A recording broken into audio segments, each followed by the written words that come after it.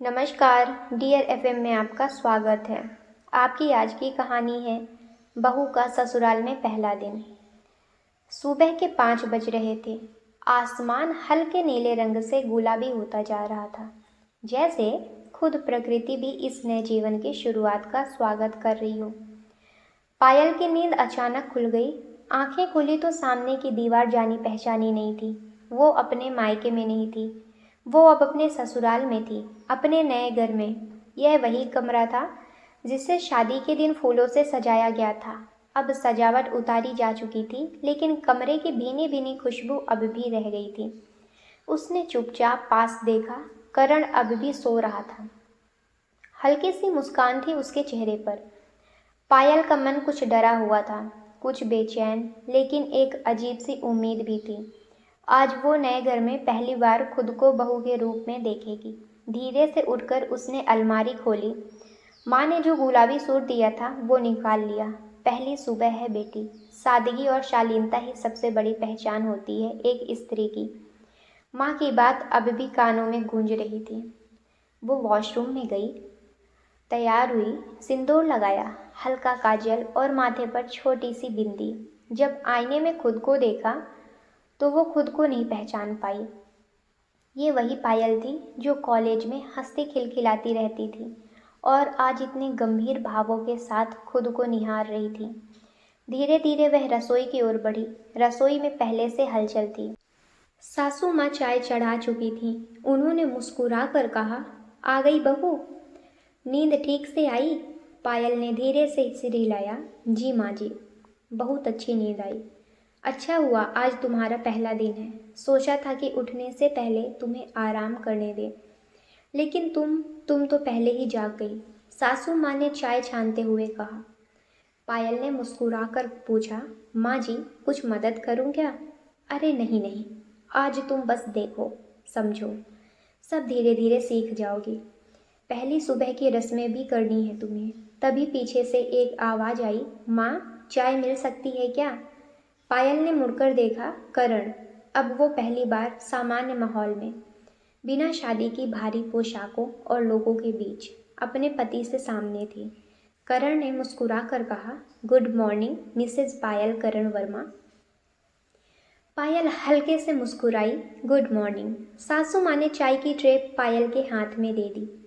लो बहू, पहला काम तुम्हारा, सबको चाय देना। सबसे पहले चाय अपने ससुर जी को देना, फिर जेठ जेठानी और फिर बाकी सबको। पायल के लिए ये छोटा सा काम भी एक परीक्षा जैसा था। हाथों में ट्रे थी, चेहरे पर हल्की सी घबराहट और मन में हजारों भाव। उसने धीरे धीरे सबसे चाय बांटी। सबने उसे स्नेह से देखा, कुछ ने आशीर्वाद भी दिया। फिर सबने साथ में नाश्ता किया। पायल सबकी बातों में ज़्यादा नहीं बोल रही थी, लेकिन ध्यान से सब कुछ सुन रही थी। कौन क्या पसंद करता है, किसकी आदत क्या है। फिर कुछ देर बाद उसकी ननंद साक्षी उसके कमरे में आई। कैसी हो भाभी? उसने मुस्कुराकर पूछा। ठीक हूँ, पायल ने कहा। साक्षी बैठ गई और बोली, पहला दिन हमेशा अजीब लगता है। मुझे याद है जब भाभी आई थी तो उन्होंने पहले दिन चाय में नमक डाल दिया था। सब हंसे, लेकिन सबने कहा कि यह मुंह मीठा जैसा ही है। पायल भी हंस पड़ी। उसकी घबराहट थोड़ी कम हुई। साक्षी की बातों में अपनापन था। दिन धीरे धीरे बीतने लगा। दोपहर में पहली बार उसने सबके लिए खाना बनाने में मदद की। सासू माँ ने उसे सिखाया, हमारे यहाँ दाल में थोड़ा सा गुड़ डालते हैं, मिठास बनी रहती है, रिश्तों की तरह। पायल ने यह बातें मन में बसा ली, दाल में मिठास और जीवन में भी।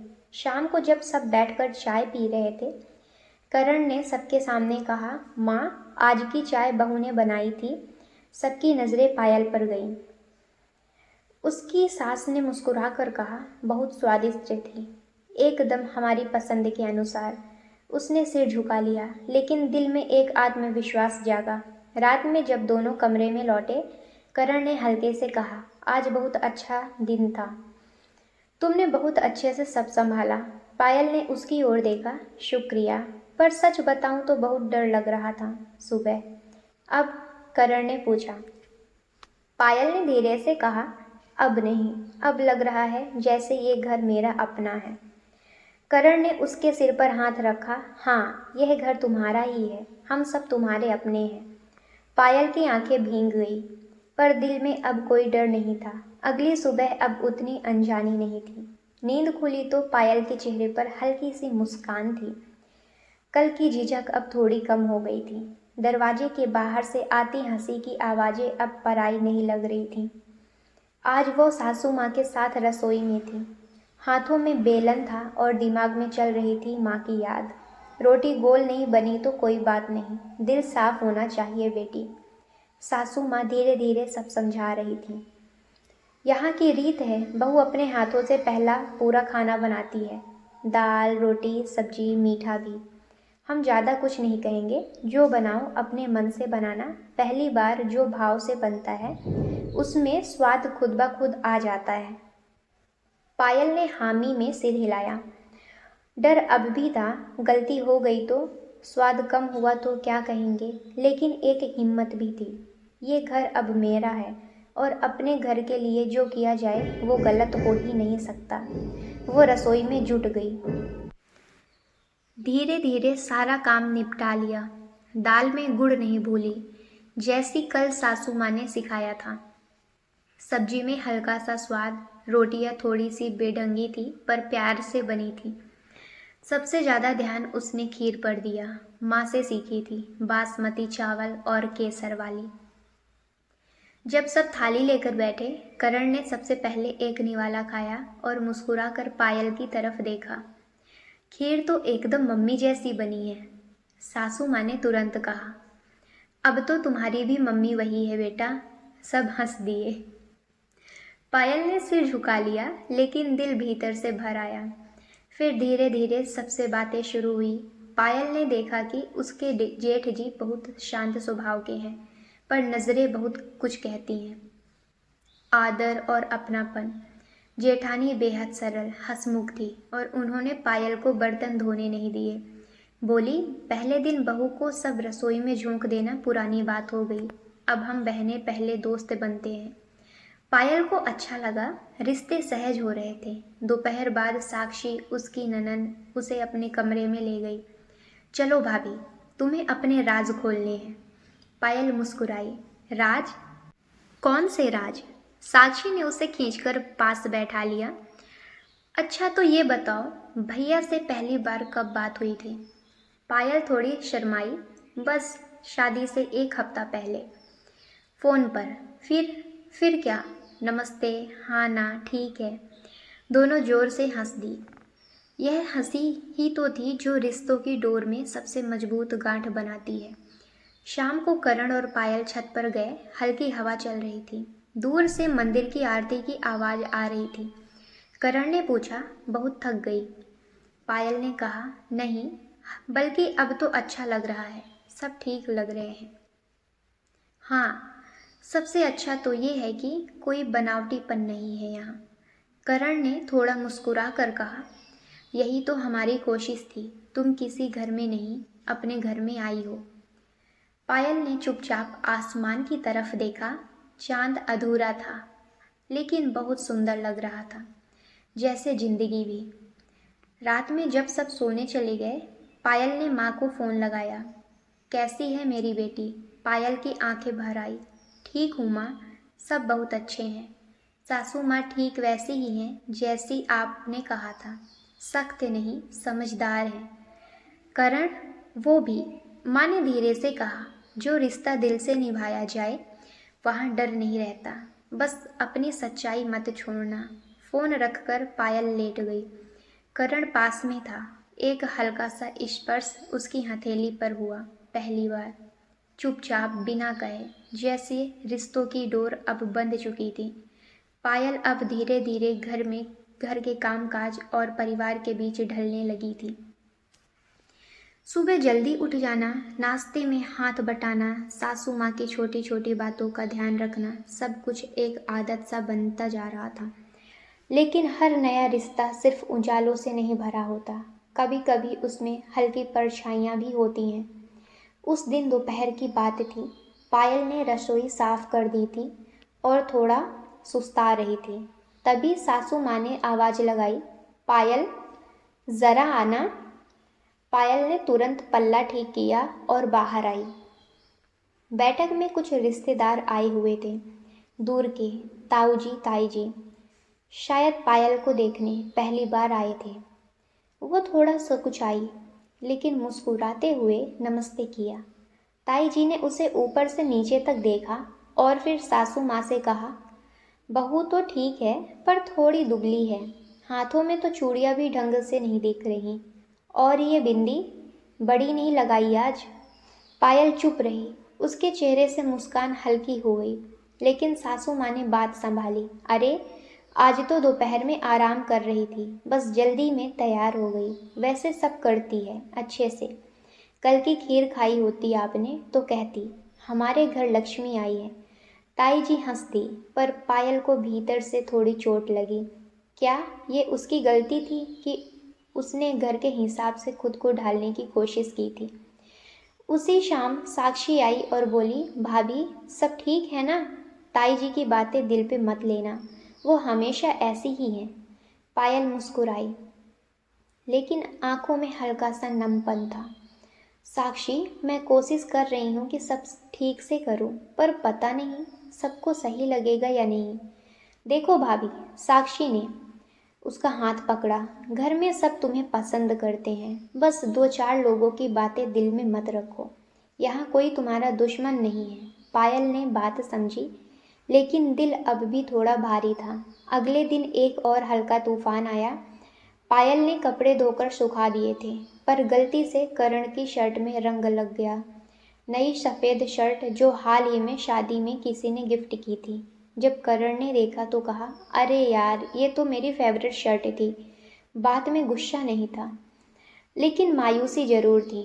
पायल को बुरा लगा। उसने तुरंत कहा, माफ़ करना, मुझे नहीं पता था ये अलग धोनी चाहिए थी। करण ने कुछ नहीं कहा, बस सिर हिलाया और चला गया। पायल कमरे में आकर रो पड़ी। ये छोटी छोटी बातें उसे अंदर से हिला रही थीं। हर जगह उसे लग रहा था जैसे उसे जज किया जा रहा हो, चाहे रिश्तेदार हों या कोई छोटी भूल। शाम को जब करण लौटा, उसने देखा कि पायल चुपचाप बैठी थी। पायल, नाराज़ हो? नहीं। फिर ये आंखें क्यों भीगी है? पायल ने हिम्मत करके कहा, मैं ठीक से नहीं कर पा रही क्या? कभी बिंदी छोटी रह जाती है, कभी शर्ट में रंग लग जाता है। करण उसके पास आया, पायल, ये सब बहुत छोटी बातें हैं। गलती सिर्फ वही करता है जो कुछ करने की कोशिश करता है, और तुम तो सब सीख रही हो। मैं खुद पहली बार पति बना हूँ, मुझे भी बहुत कुछ सीखना है। पायल की आंखों में फिर आंसू बह निकले, पर इस बार सुकून के थे। करण ने उसका सिर अपने कंधे पर रखा। हम दोनों नई जिंदगी जीना सीख रहे हैं, और उस सीखने में अगर कुछ टूट भी गया तो हम मिलकर उसे जोड़ लेंगे। उस रात पायल ने पहली बार खुद को मजबूत महसूस किया। रिश्तों में परछाइयाँ आती हैं, लेकिन अगर विश्वास हो तो उजाले कभी दूर नहीं होते। रिश्ते किसी शिल्प की तरह होते हैं, उन्हें समय, समझ और सच्चाई से तराशना पड़ता है। पायल ने अब तक बहुत कुछ देखा था, अपनापन, तानों की परछाई, गलती का डर और रिश्तों की गर्माहट। लेकिन आज का दिन कुछ अलग था। सुबह की शुरुआत चाय के साथ हुई, पर इस बार चाय बनाने के लिए सासू माँ ने पायल को नहीं कहा, आज तुम बैठो बहू, आज मैं बनाती हूँ। सासू माँ ने कहा। पायल चौंकी, माँ जी, कोई काम तो बताइए। काम बहुत है, पर तुमसे आज बात करनी है। पायल थोड़ी सकुचाई, लेकिन बैठ गई। सासू माँ ने 2 कप चाय बनाई और बैठक में ले आई। 1 कप उन्होंने पायल को दिया और खुद सामने बैठ गई। पहली बार पायल को सासू माँ के चेहरे पर सिर्फ माँ दिखी, सादगी, गहराई और अपनापन। बहू, तूने बहुत जल्दी सब कुछ सीख लिया, उन्होंने कहा। पायल चुप रही, और सीखने में कुछ गलतियाँ हो जाए तो वो कोई अपराध नहीं होता। पर मैं देख रही हूँ तू हर बात दिल पर लेती है। क्यों बेटा? पायल की आंखें भर आई। माँ जी, बस लगता है कि सबकी उम्मीदों पर खरा उतर पाऊँ या नहीं। सासू माँ ने उसका हाथ पकड़ा। तू किसी इम्तिहान में नहीं है बहू, ये घर है, यहाँ तुझे अंकों से नहीं रिश्तों से आंका जाएगा। और मेरे लिए तू अब मेरी बेटी है, बहू नहीं। पायल की आंखों में आंसू बह निकले, लेकिन ये आंसू अब बोझ नहीं थे, विश्वास का आशीर्वाद था। उस दिन के बाद से सासू माँ और पायल के बीच एक अलग ही रिश्ता बन गया था। रसोई में दोनों साथ काम करती, बातें करती और सासू माँ बीच बीच में अपने पुराने दिनों की कहानियाँ भी सुनाती। जब मैं विवाह करके आई थी ना, तो तुम्हारे पापा जी का तौलिया धोते धोते उसमें छेद कर दिया था। पायल हंस पड़ी। फिर क्या हुआ माँ जी? वो बोले, अब ये मेरा फेवरेट तौलिया है और आज तक वो छेद वाला तौलिया संभाल कर रखा है।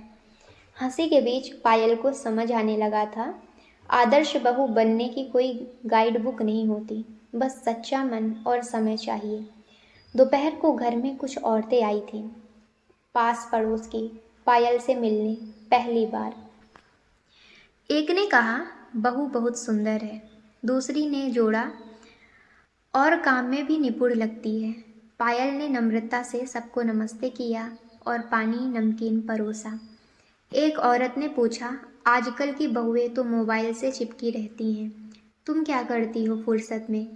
पायल मुस्कुराई, अभी तो ससुराल को समझ रही हूँ, फिर सोचती हूँ कि घर में कुछ नया करूँ। शायद छोटा सा पढ़ाई वाला कोना बनाऊँ बच्चों के लिए। सासू माँ ने गर्व से देखा, हमारी बहू अंग्रेजी में बीए है, बच्चों को पढ़ाना चाहती है। महिलाओं ने सराहा, अरे वाह, बहुत अच्छा विचार है। पायल ने पहली बार महसूस किया वो इस घर में अब सिर्फ एक नई बहू नहीं, अब एक जिम्मेदार और सम्मानित सदस्य बन गई थी। शाम को जब करण आया तो माँ ने उससे कहा, तेरी पत्नी ने आज मोहल्ले की महिलाओं का दिल जीत लिया। करण मुस्कुराया, मुझे तो कब का जीत लिया माँ। पायल ब्लश कर गई, लेकिन इस बार उसके चेहरे पर शर्म नहीं, आत्मविश्वास था। रात को करण ने कहा, पायल, तुम सचमुच इस घर की जान बनती जा रही हो। पायल ने धीमे से कहा, माँ जी की वजह से है सब। उन्होंने मुझसे बहू नहीं बेटी जैसा व्यवहार किया। करण ने कहा, शायद इसलिए क्योंकि उन्होंने हमेशा यही चाहा था, एक बहू जो बेटी जैसी हो और एक बेटा जो पति जैसा भी हो। दोनों मुस्कुराए। आज रिश्तों की नींव सिर्फ समझ और परिवार पर नहीं, विश्वास पर बनी रहती है, और उस नींव में कोई दरार नहीं थी। दिन बीतते गए, लेकिन पायल के मन में ससुराल का हर दिन एक नया अध्याय बनता गया। अब घर की दीवारें अनजान नहीं थीं और वहाँ रहने वाले लोग उसके अपने बन चुके थे। सासू माँ के साथ सुबह की चाय, साक्षी की हंसी ठिठोली, जेठानी का अपनापन और करण की नज़रों में छिपी सी वो आदर भरी मुस्कान, सब कुछ जैसे पायल की आत्मा में घुल चुका था। अब वो सिर्फ घर के काम काज में ही नहीं, दिलों में भी जगह बना चुकी थी। एक दिन की बात है, सासू माँ ने पायल को बुलाया और कहा, पायल, तुम बच्चों को पढ़ाने की बात कर रही थी ना? हमारे पास वाली कॉलोनी में कि कुछ औरतें चाहती हैं कि उनके बच्चे भी तुमसे पढ़ें। पायल हैरान थी, पर माँ जी, मैं तो बस यूं ही सोच रही थी। तू सोचती है और हम उस पर भरोसा करते हैं, माँ ने कहा। वो दिन पहली बार था जब पायल ने महसूस किया उसे सिर्फ बहू नहीं, एक सक्षम और आत्मनिर्भर स्त्री के रूप में देखा जा रहा है। फिर धीरे धीरे बच्चों का छोटा सा ग्रुप बनने लगा। घर के बरामदे में चटाई बिछाकर पढ़ाई होती और कभी कभी साक्षी भी आकर बच्चों को पेंटिंग सिखा देती। एक दिन पायल पढ़ा रही थी कि करण दरवाजे पर खड़ा देख रहा था। पायल ने मुस्कुराकर पूछा, कुछ चाहिए? हाँ, करण ने हल्के से मजाक में कहा, बीवी का थोड़ा सा वक्त। पायल हंस दी, आज शाम चलो, एक मंदिर है थोड़ी दूर, माँ कह रही थी, शादी के बाद वहाँ दर्शन जरूरी है। शाम को दोनों मंदिर गए, पहली बार, वो भी अकेले। वहाँ जाकर पायल ने आंखें बंद की और मन ही मन बहुत कुछ कहा। कोई मांग नहीं थी, बस एक आभार था। वापसी में करण ने धीरे से पूछा, पायल, क्या तुम यहाँ खुश हो? पायल ने कुछ देर चुप रहकर कहा, हाँ, बहुत ज़्यादा, जितना सोचा था उससे भी ज़्यादा। कभी लगता था बहू बनना बहुत मुश्किल होगा, लेकिन जब रिश्तों में मिठास हो तो हर मुश्किल आसान लगती है। करण ने मुस्कुराकर उसका हाथ पकड़ा, और जब तुम जैसी हो तो मिठास अपने आप आ जाती है। रात को जब घर लौटे तो सब उनका इंतज़ार कर रहे थे। सासू माँ ने आरती की थाली घुमाई और थाली में एक लिफाफा भी था। ये क्या है माँ जी? पायल ने पूछा। तुम्हारा पहला मेहनत का इनाम। बच्चों की माँओं ने जो फीस दी वो हमने इकट्ठा की और इसमें रख दी। ये तुम्हारा पहला कमाया हुआ पैसा है इस घर में। पायल की आंखें भर आई। उसने कभी नहीं सोचा था कि ससुराल में पहली कमाई की खुशी भी उसे इतनी सम्मान मिलेगी। फिर सब बैठकर मिठाई खाने लगे। साक्षी ने हंसते हुए कहा, अब भाभी जी को तो ट्यूशन वाली कहेंगे। करण बोला, और मैं इनका असिस्टेंट। सब हंस दिए। उस रात पायल जब कमरे में आई तो अपनी डायरी निकाली। लिखा, पहले दिन डर था, अकेलापन था। आज यही घर मेरा संसार है। रिश्ते धीरे धीरे बनते हैं, जैसे फूल धीरे धीरे खिलते हैं, लेकिन जब खिलते हैं तो हर कोना महक उठता है। ससुराल में 6 महीने पूरे हो चुके थे। पायल के चेहरे पर अब वो झिझक नहीं थी जो पहले दिन थी। अब उसकी चाल में आत्मविश्वास था, आंखों में स्थिरता और मुस्कान में अपनापन। वो अब सिर्फ पायल नहीं थी, वो इस घर की रोशनी बन चुकी थी। उस दिन सुबह की शुरुआत कुछ अलग थी। सासू माँ ने रसोई में हलवा बनवाया। करण ने चुटकी ली। आज किस बात की खुशी है माँ? सासू माँ ने पायल की ओर देखते हुए कहा, आज हमारी बहू को रोशनी देवी स्कूल से ऑफिशियल इनविटेशन आया है, बच्चों को शाम की क्लास लेने के लिए। सबका मुंह खुला का खुला रह गया। करण ने हैरानी से पूछा, माँ आपने नाम कैसे रखा? सासू माँ ने मुस्कुराते हुए कहा, क्योंकि जब से ये घर आई है इस घर में रोशनी बढ़ गई है, रिश्तों में, बातों में और सबसे ज़्यादा हमारे मन में। पायल कुछ नहीं कह सकी। शब्द कहीं खो गए थे, बस आंखें भीग गई थी। शाम को जब स्कूल से आधिकारिक पत्र आया, उसमें साफ लिखा था, आपके द्वारा बच्चों में जो उत्साह और मूल्यों की शिक्षा दी जा रही है वह हमारे स्कूल के लिए प्रेरणा स्रोत है। हम आपको ससम्मान आमंत्रित करते हैं। करण ने वह पत्र पायल के हाथ में थमाया और कहा, अब तो तुम हमारी पायल नहीं, सबकी रोशनी हो गई हो। उस दिन रात्रि भोजन पर खास पकवान बने। परिवार के सभी सदस्यों ने पायल के लिए एक एक छोटा सा तोहफा दिया। साक्षी ने रंगों का सेट, जेठानी ने एक डायरी और ससुर जी ने अपने हाथों से लिखा एक नोट। तुम मेरी बहू नहीं, मेरी बेटी हो। जीवन भर इस घर की गरिमा बनी रहो, यही आशीर्वाद है। रात को जब सब सो गए, पायल छत पर अकेली खड़ी थी। आसमान बिल्कुल साफ था, तारों से भरा। करण भी आ गया और उसके पास आकर खड़ा हो गया। कुछ सोच रही हो? उसने पूछा। पायल ने धीरे से कहा, हाँ, सोच रही हूँ कि जब पहली बार इसी छत पर आई थी तो कितना डरा हुआ महसूस कर रही थी।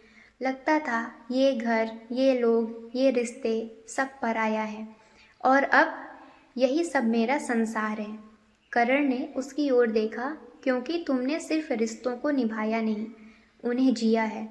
कुछ देर दोनों चुप रहे। फिर पायल ने कहा, शादी से पहले माँ ने कहा था, जहाँ तुम जाओगी वहाँ अपना सूरज लेकर जाना, और आज मुझे लग रहा है उस सूरज की किरणें सबके चेहरे पर दिख रही हैं। करण ने उसकी हथेली थामी, क्योंकि तुम रोशनी हो और रोशनी कभी किसी को अंधेरे में नहीं छोड़ती। दोनों देर तक तारों को देखते रहे, जैसे जीवन की हर रात, हर रिश्ता, हर संघर्ष अब चमक रहा हो। धन्यवाद।